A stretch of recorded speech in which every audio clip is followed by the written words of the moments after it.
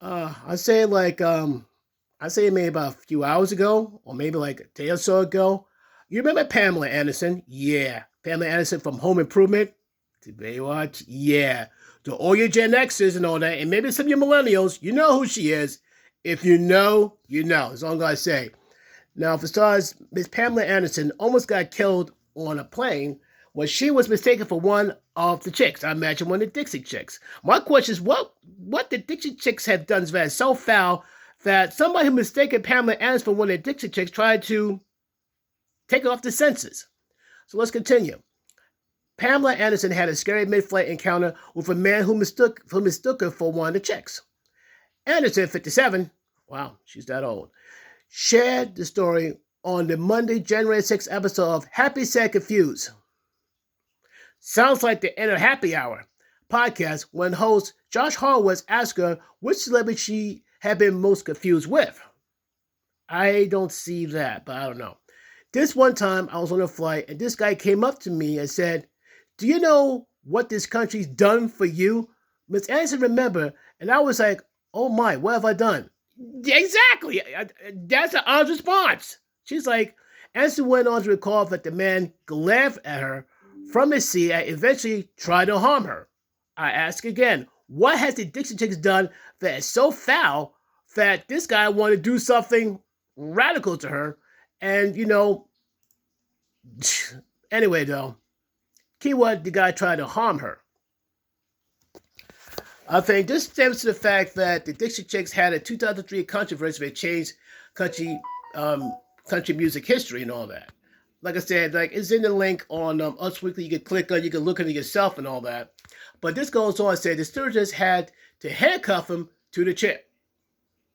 What? Let me read this correctly. The stewardess had to handcuff him to the chair because he was trying to attack me. Are you a little confused why the stewardess had to have handcuffs? Are you confused like I am? I'll have to read twice like, what? Okay. Says again, the stewardess had to handcuff him to the chair because he was trying to attack me, she said. Explaining that he thought I was a Dixie chick. Remember the whole Dixie chick thing? I almost got killed on a plane. I'm still kind of hung up on the handcuffs here.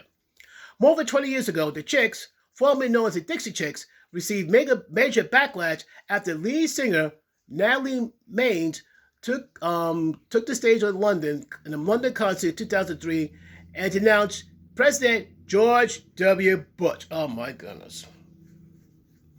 I'm sorry to tell you this. There's something called they got nothing nice to say, don't say it. But apparently Natalie did not care. She didn't. Like I said, I got my thoughts on him. I put it this way though. Trump got George W. beat by a lot. I'm sorry. Trumps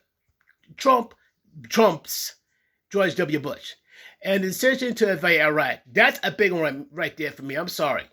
It's one thing if you try to continue the battle with Afghanistan, but the fact you're going to start war in Iraq, start another war, while you barely got the first one done, yeah, I have a major problem with that, but that's neither here and there at this point right now.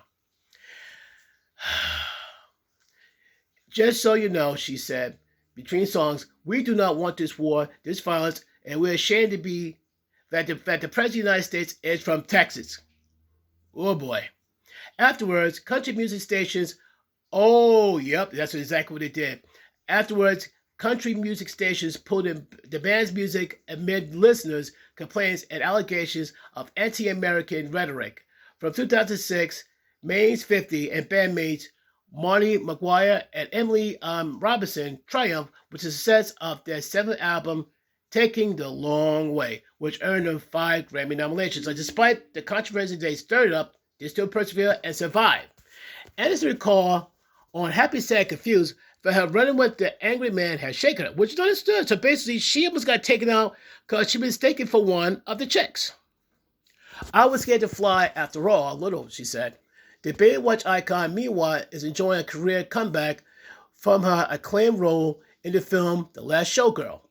Anderson earned a 2025 Golden Globes nomination for Best Performance by Actress in a Motion Picture. Losing to Fernanda Torres, she hit the red carpet in style, however.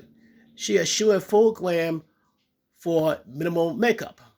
Okay, so basically she's not going full glam Tammy Faye Baker. She's going like little makeup, tries to like show what she looks like naturally, which I respect her for. Not many women have, you know what I say? I respect her because not many women have the courage to do that, you know. And I bet you more women follow the lead, a lot more guys will look towards their weight.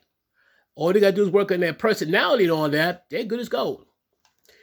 She has recently embraced a bare-faced looking at glamorous events.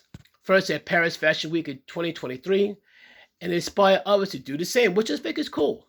I'll make it free at home, so why not for Paris Fashion Week, she told people. That year adding, I didn't expect anyone to notice, but I'm glad it sparked positive messages, which is great.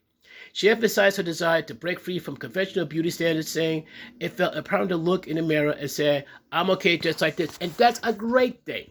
That is a great thing, plain and simple. But long story short, though, Pamela Anderson almost got taken out because some dude mistaken for one of the chicks. Like I said, it turns to the situation in Iraq. I'm sorry, I disagree strongly. Because he keeps saying weapons of mass destruction here, blah, blah, blah, blah. And meanwhile, there were none. It sounds like a grudge match between the Bushes and Saddam Hussein. And don't get me wrong, Saddam Hussein was like a very violent, brutal man.